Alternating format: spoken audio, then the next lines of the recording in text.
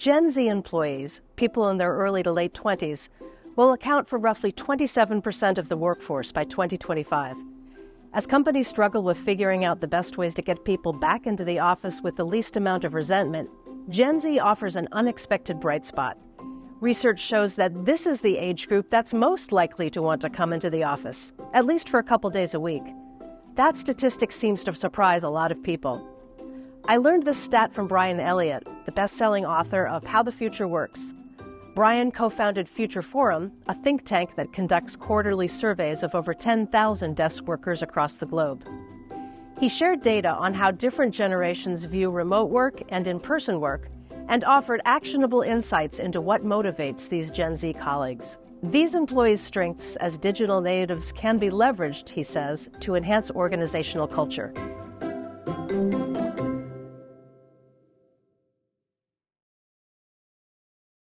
Brian, thank you so much for being here. We're really glad to have you. Let's start by having you tell us a little bit about why you got interested in studying Gen Z. I really got interested for a number of reasons. First of all, I actually have 2 young adult kids myself that are just entering the workforce or a couple of years into it. And so a little bit of it is personal. But also over the past couple of years, I've heard so many anecdotal stories about Gen Z and what they're like and what they don't like and sort of problematic descriptions.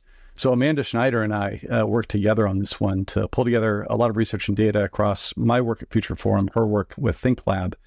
And I think it's really important. Gen Z itself is going to be 27% of the workforce by 2025, 39% by 2030. We probably ought to understand them a little better than just the broad brushstrokes of, these kids don't want to work very hard. Look, I'm Gen X. We were called slackers. I've tracked back headlines to the 1880s about this, and it's just not true. Are there things that you found that Gen Z, you think, really need to understand better about what the expectations are for hybrid work? And conversely, things that they can teach us about hybrid work? Yeah, I think both are definitely true. I mean, Gen Z, when you look at the data sitting underneath this, is the least likely actually to want either one of those extremes. They're the least likely to say they want to be in the office full time.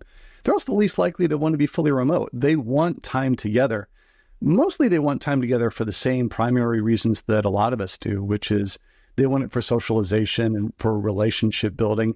They also want it for mentorship, right? These are folks that are early on in their career and are looking to make those kinds of connections more deeply. And so that's really important to keep in mind is the reasons why they want to do it and how do we support them in that, because that's important for organizations too. I do think that there's a couple of things that we learned over the course of the research that are important. One of which is they are more hesitant to reach out to managers and to their colleagues. They can get nervous about whether or not someone is accessible for a question, all the rest of it.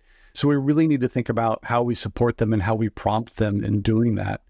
But there's also a huge opportunity here because these folks are digital natives. They swim in, this water of digital work really well. And there's sort of this old phrase that we used in the piece, a fish doesn't know it's in water, it's just swimming. That's really true for this generation. They know and understand that connection and culture flows as much as work does in the digital channels that you've got at work. And what they really need then is they need a both and solution, not an either or. They need something that helps them meet us all in the middle. So, what do you think then that managers can be learning from Gen Z and trying to bring to their organizations that they haven't maybe experimented with yet? I think a lot of managers are kind of squeezed in the middle. They're often kind of burnt out themselves. And so we need to support them. We should definitely talk about that a little bit. But managers themselves can really set patterns for their teams that are really healthy and helpful. Team norms, the agreements that you make as a team are really important, especially when you're trying to bridge across generational gaps. And team norms are things like not just when do we come together, like which days of the week, but why. Why do we come together? And setting things for teams that are co-located, like anchor days of the week, and making sure that those anchor days have plenty of time and space for socialization. Don't pack them full of meetings. Making sure that those days also have opportunity for mentorship and for guidance and for people to reach out and get to know one another is really important. You can do those things too, by the way, when your team is more distributed. It just becomes more challenging. You have to find ways to bring your team together episodically, to go deeper into knowing one another, to building those relationships, especially across generations. So that part is really important. Managers also need to understand, back to that issue of hesitancy, that they need to often be the ones that build the bridges, that they need to signal openness to the conversation. I know that you mentioned in your piece that 75% of companies aren't providing the kind of training that middle managers would need to really be able to lead these hybrid teams, and that, a lot of the weight for management is falling on their shoulders without this training. So, if there's a top thing or a top tactic that you would recommend for leaders in these positions, what would it be? I think it really is understanding that leaders themselves, meaning senior leaders in the organization, need to find a way to provide some support to their managers. They're the ones that are burned out. If you're not providing your managers any kind of training or any kind of guidance in how to lead distributed teams, you end up with people sitting at polar extremes, right? You end up people who figure it out for themselves because they've got a mentor or a guide or they've seen it done someplace else, and they get really good at it. Or you end up with people that fall back on what feels comfortable for them, which might be, I want you back in the office 5 days a week so I can monitor you because I've never learned a different way. And both of those extremes, are risky because you've got the vast bulk of people in the middle that are really asking for help. And so I think the thing that we need to start with is, how do we teach managers some of the most basic skills, like how to lead a good one-on-one? It's one of those sort of simple things that we all sort of fall back on if we learned it well, but if we didn't have somebody who modeled it for us, learning that every week you should spend time with everyone in your team for half an hour talking about what got done last week and what didn't get done and why. What are this week's priorities, and are we aligned around those priorities? And what's getting in your way? How can I help you? How can I unblock you?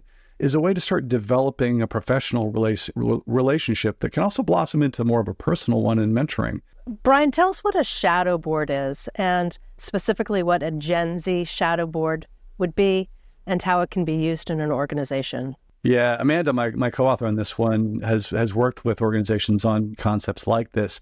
It actually came out of an example that Gucci had, where they were looking at their growth rates, realizing that they're having a harder time penetrating into younger generations, and so grabbed a group of their own employees who were younger, non-executives, to sit with them and talk about their products, their strategy, their brand, and it led to really great results, like 136% growth rates in sales for the next 4 years, which is fantastic because they modified a lot of what they were doing externally. This concept is essentially taking the same concept and bringing it internal, thinking about, how do I listen to younger employees in my own organization to understand their drivers and their challenges, but also to learn from them. I mean, again, back to the fact that these people have been living in this sort of digital space their entire lives. They have a lot to teach us and tell us about how that works and how to build bridges that are done across digital divides, not just physical ones. So, what do they know that you and I don't is a big part of what you're after in these conversations. Finally, Brian, what do you think the most important action is that companies can do right now in terms of making hybrid better for everybody, including Gen Z workers? I think the starting point here is listening. It's kind of back to that shadow board concept, and you can do it more broadly. You've got people within your own organization. Every organization I work with on this set of issues always has a team or two inside the organization already that's doing things differently, where they've got leaders and managers that are well respected by their teams, but also by the executives who've been trying out new ways of working internally, that have concepts like team norms in place, that have figured out how to bridge the physical and digital divides that can often splinter an organization. So finding those people, talking to them, and using them as champions of change can really build the case really well. But the second part is you have to make an investment in this as well. That's why I think a lot of companies are really floundering when it comes to things like top-down policies that are 3 days a week, everybody needs to be in the office.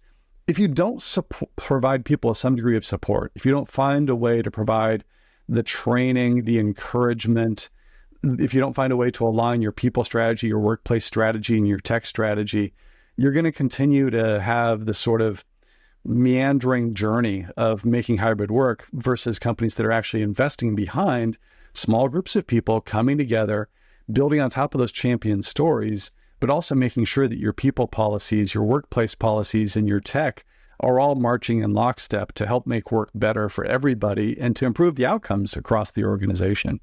Brian, while I've got you here, is there anything we didn't talk about that you really want to make sure we here? I do think there's a digital gap and a digital divide at times. And I think part of the challenge is senior executives, folks my age often, are the ones that are a little reluctant to pick up and use the new tools and new technologies. I've heard people say, well, Microsoft Teams or Slack, that's for the kids, that's for the teams, and it's great that they're out there using that.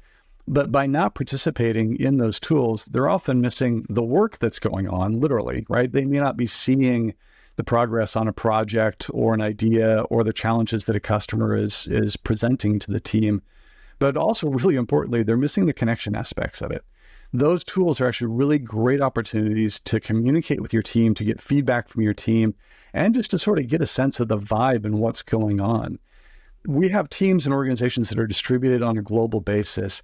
As an executive, you got to get into the digital tools in the same way that the newest members of your staff are doing, if you're really going to lead them and bring them along. Thank you so much for joining us today. Thanks, Leslie. It's been great and wonderful working with you.